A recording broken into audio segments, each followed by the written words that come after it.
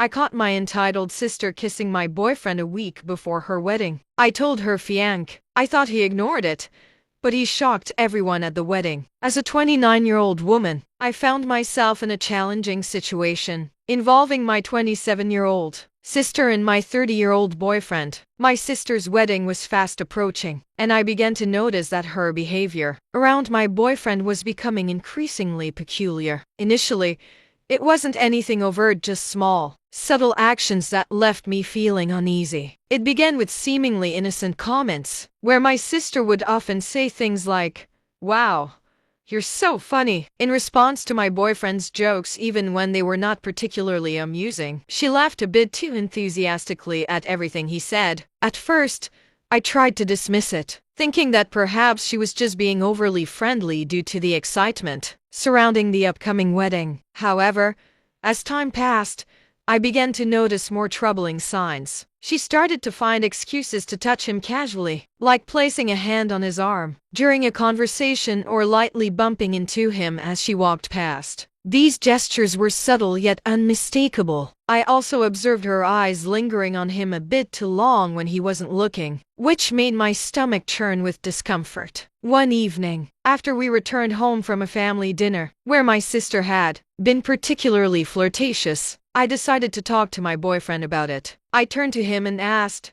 "Did you notice how Emily was behaving tonight?" He looked at me with confusion and replied, "What do you mean?" I then explained the behaviors I had observed: the excessive laughing, the unnecessary touching, and the lingering glances. He listened, but after a moment, he simply shrugged and said, "I think you're overthinking it. She's probably just excited about the wedding. It's harmless." Despite his reassurances, I couldn't shake the feeling that something wasn't right. The situation didn't feel harmless to me at all. So, I decided to keep a closer eye on things, hoping that I was just overreacting and that my suspicions were unfounded. But the next few weeks were tense. Every time we were around my sister, I found myself constantly watching her, noticing every little thing she did. It became clear that she was always trying to position herself near my boyfriend. She would often sit next to him whenever she could, and she seemed to find endless excuses to ask for his help with wedding-related tasks even when I was standing right there. One day,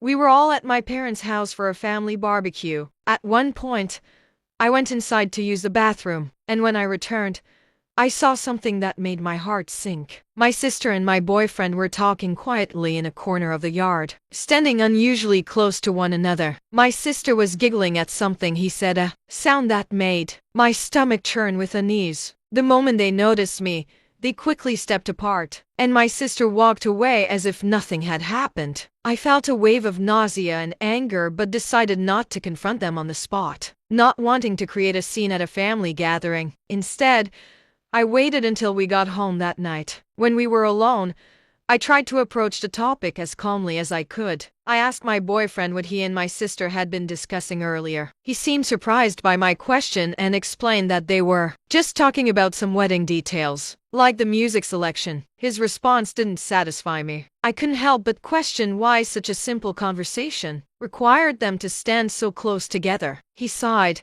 clearly frustrated, and tried to dismiss my concerns. He assured me once again that there was nothing going on, insisting that my sister was just being friendly. But by this point, I couldn't hold back my feelings any longer. I expressed my frustration, pointing out that my sister was practically throwing herself at him, and he wasn't doing anything to stop it. My words seemed to hurt him, and he looked at me with a pained expression, asking, "What exactly do you expect me to do?" He reminded me that she was my sister and that he was simply trying to be polite. Telling her to back off seemed out of the question to him. I told him that he could at least set some boundaries, making it clear that he wasn't interested in anything more than a friendly relationship. But he insisted that he wasn't interested in her at all, claiming there was nothing to clarify because I was seeing problems that didn't exist. Our conversation went in circles, with neither of us willing to see the other's point of view, leaving us both frustrated and unsure of what to do next. After arguing for a while without any resolution, it became clear that our conversation was going nowhere. My boyfriend kept insisting that I was just imagining things, and no matter how hard I tried, I couldn't get him to see what was so painfully obvious to me. In the end,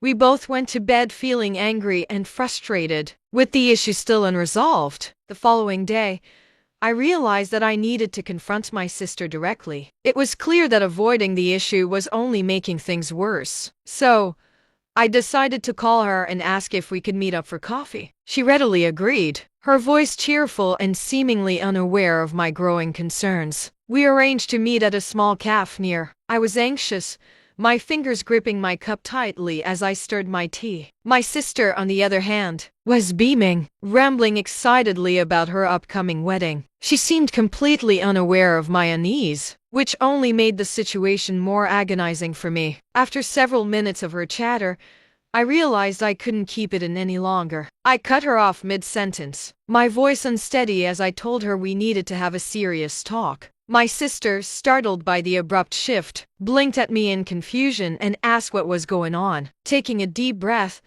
I steadied myself before speaking. I told her that I had noticed how she had been acting around Jake, my boyfriend, and that it had been bothering me. I brought up the constant giggling, the casual touches, and the overly familiar looks, things that had been weighing on me for weeks. I stressed that her behavior needed to change. As I spoke, I watched her expression shift from shock to disbelief and then to irritation. She immediately demanded to know what I was accusing her of, firmly denying any wrongdoing. I refused to let it go, insisting that whether she realized it or not, she had been acting inappropriately. I explained that her actions weren't just innocent friendliness but were making me feel deeply uncomfortable. She let out a dry laugh, one that lacked sincerity, brushing off my concerns by saying that Jake was like a brother to her, and that I was overreacting. However, I could see the tension rise between us, and it became clear that my words had struck a nerve. As I sat there,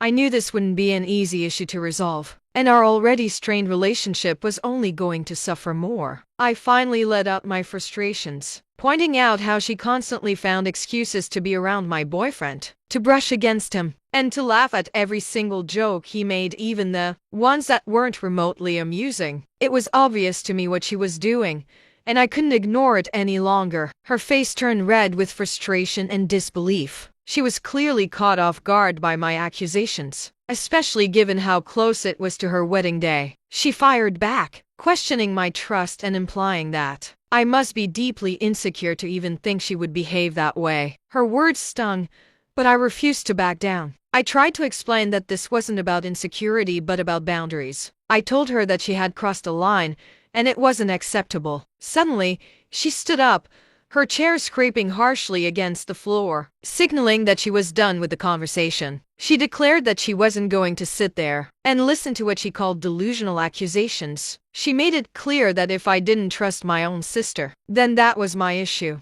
not hers. With that, she stormed out of the cafe, leaving me sitting there, overwhelmed by a whirlwind of emotions. I felt terrible and started questioning myself. Had I really overreacted? Was I just being paranoid? When I got home, my boyfriend immediately sensed that something was wrong. He asked me what had happened, and I recounted the conversation I had just had with my sister. As I shared the details, I could see the concern growing on his face. When I finished, he exhaled deeply and told me that he thought I had handled it poorly. He worried that Emily would be deeply upset, especially so close to her wedding. Feeling defensive, I asked him if he was taking her side. He quickly reassured me that he wasn't, but he admitted he didn't think Emily had been flirting with him. Even if she had, which he doubted, he believed confronting her so directly was the wrong way to deal with it. His response left me feeling even more uncertain, unsure if I had done the right thing. As my eyes started to well up,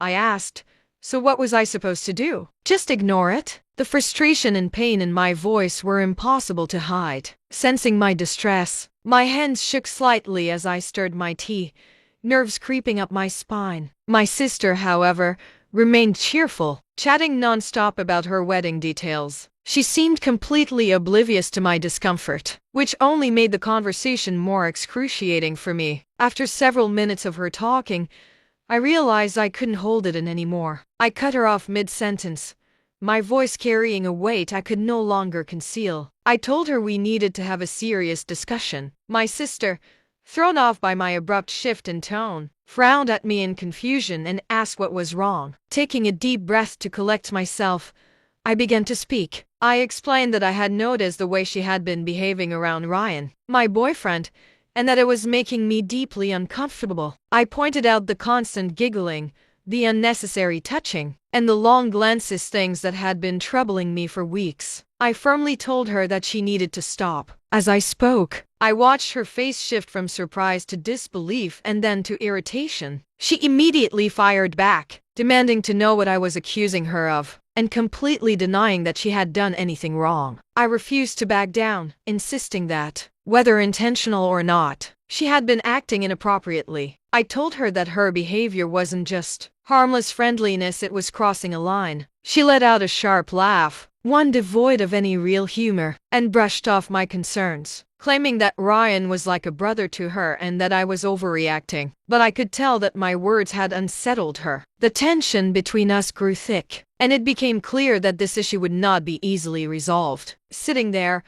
I realized this confrontation would only push us further apart. Frustrated, I pointed out how she constantly found ways to be near my boyfriend, touching him, laughing too much at his jokes, even when they weren't funny. It was obvious to me what she was doing, and I couldn't keep ignoring it. Her expression hardened, her face turning red with either anger or embarrassment. She was completely taken aback by my accusations, especially given how close her wedding was. She shot back at me, questioning my confidence and implying that I must be insecure to even think she would do such a thing. Her words stung, but I held firm. I told her this wasn't about insecurity, it was about respect. I explained that she had crossed a boundary, and it wasn't something I could just ignore. Suddenly, she shoved her chair back, the sound screeching against the floor, signaling that she was done with this discussion. She declared that she wouldn't sit there and listen to what she called absurd accusations. She made it clear that if I couldn't trust my own sister, then that was my issue,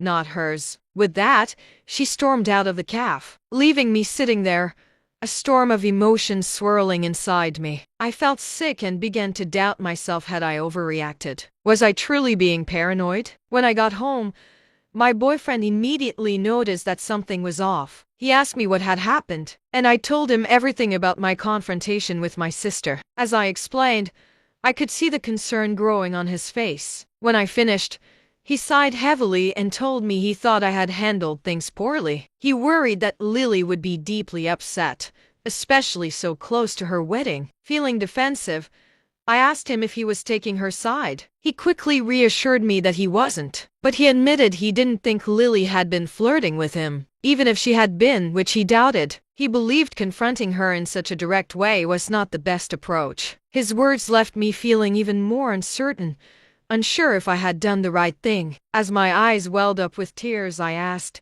so what was I supposed to do? Just ignore it? The frustration and pain in my voice were undeniable. Sensing my distress, my boyfriend walked over and gently wrapped his arms around me. He suggested that perhaps I could have approached the situation differently, that maybe I should have talked to him first or addressed Lily in a less confrontational way. He worried that now, with everything out in the open, she would resent both of us and that this would cast a shadow over her wedding, making things unbearably awkward. Overwhelmed, I pulled away from his embrace and snapped, "So this is all my fault?" I needed to understand if he truly believed that I was to blame. He sighed deeply, clearly struggling to find the right words, and explained that he wasn't trying to place all the blame on me, but he did think I had overreacted, letting my emotions take control. We argued for a while, but it became clear that we weren't going to reach an agreement. There was a huge disconnect between our perspectives, and neither of us was willing to fully see the other's point of view. Eventually,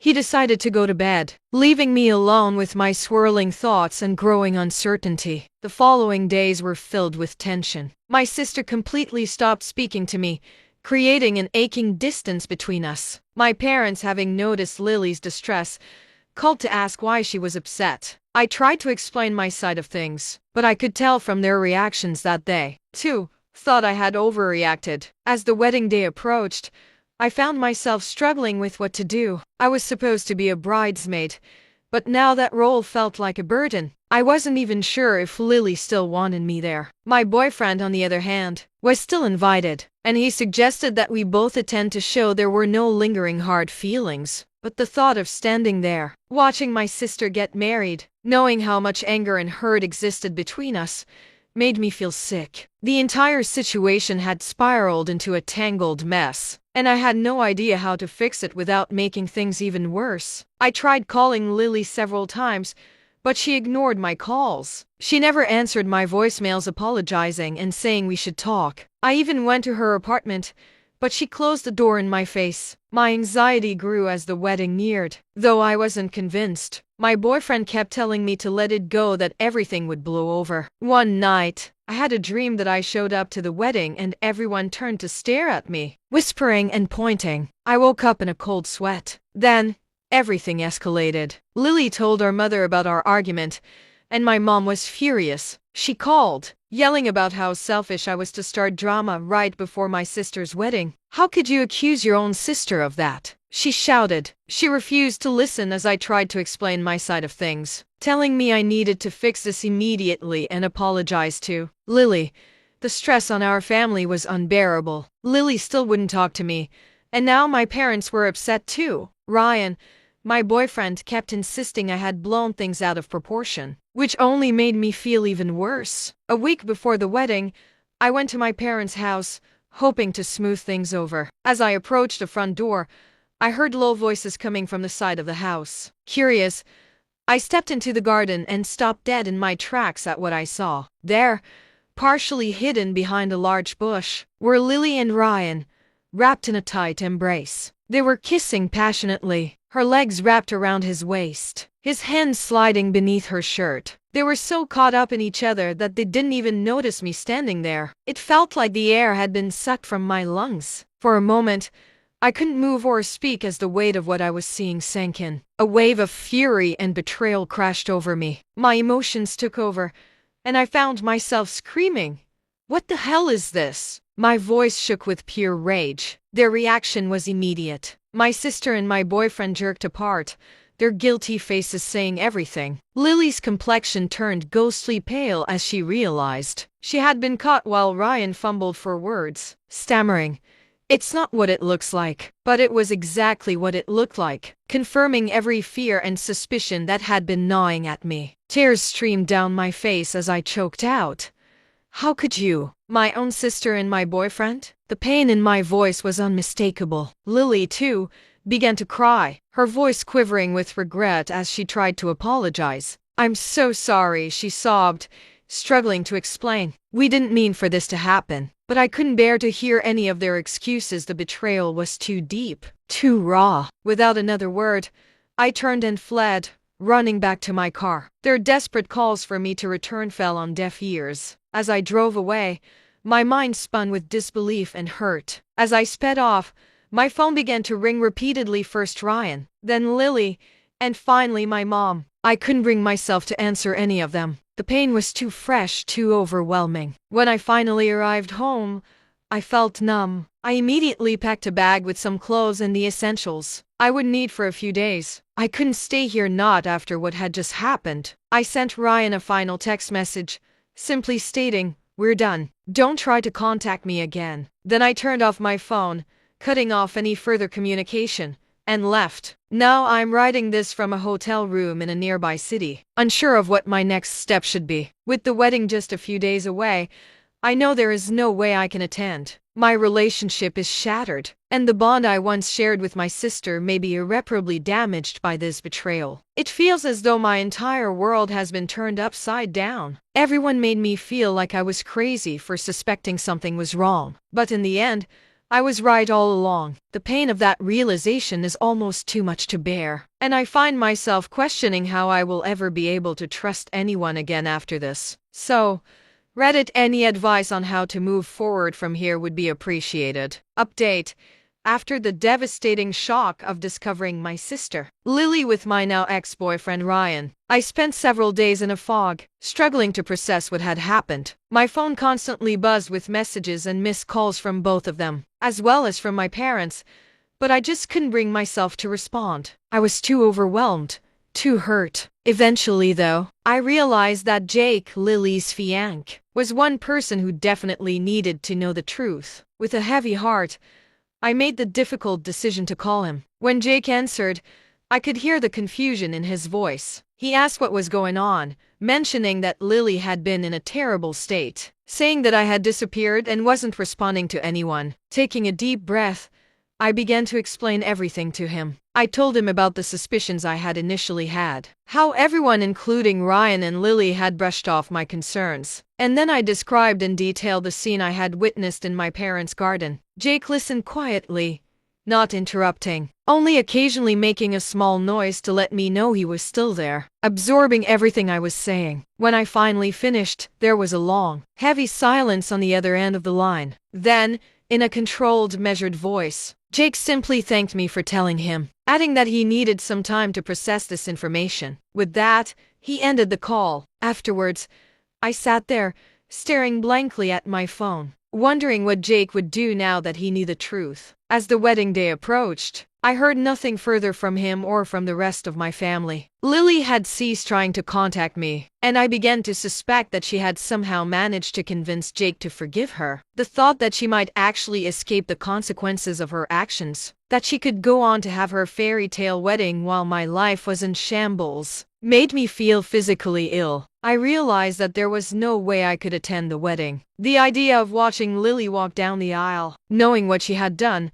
was too much to bear. Instead, I decided to spend that day alone, focusing on how to rebuild my life in the wake of such profound betrayal. On the evening of the wedding, I received an unexpected call from my cousin, Mia. There was an unmistakable tone of excitement and urgency in her hushed voice. My breath caught as I listened to Mia describe the scene. Jake, in front of everyone, declared that he couldn't go through with the wedding. He told the guests that he could not marry someone who had betrayed her own sister and devastated her life by getting involved with her boyfriend. Mia continued recounting how Lily had turned completely pale at Jake's words. Then, to everyone's shock, Jake turned to my parents and apologized, telling them that they needed to know the real reason why I had distanced myself. As I sat there absorbing everything Mia had just told me, I felt a mix of emotions. On one hand, there was a sense of vindication, knowing that the truth had finally been revealed. But on the other hand, I couldn't help but feel a deep sadness for the pain and turmoil this had brought upon my family. Mia, sensing my silence, gently asked, "Are you okay?" "I'm not sure," I said truthfully. I never wanted it to end like this. After a little more conversation with Mia, I hung up and sat silently, wondering what came next. I'm not sure, though I know I will eventually have to face my family. Right now, I am living one day at a time. If nothing else, this experience has shown me the value of following my gut feeling and standing up for myself, even when others doubt me. To all who helped me through my journey, thank you. Your words of encouragement mean more than you could possibly know. And to anyone facing the same situation, remember this: trust your instincts, and never let anyone convince you to ignore what you feel deep inside.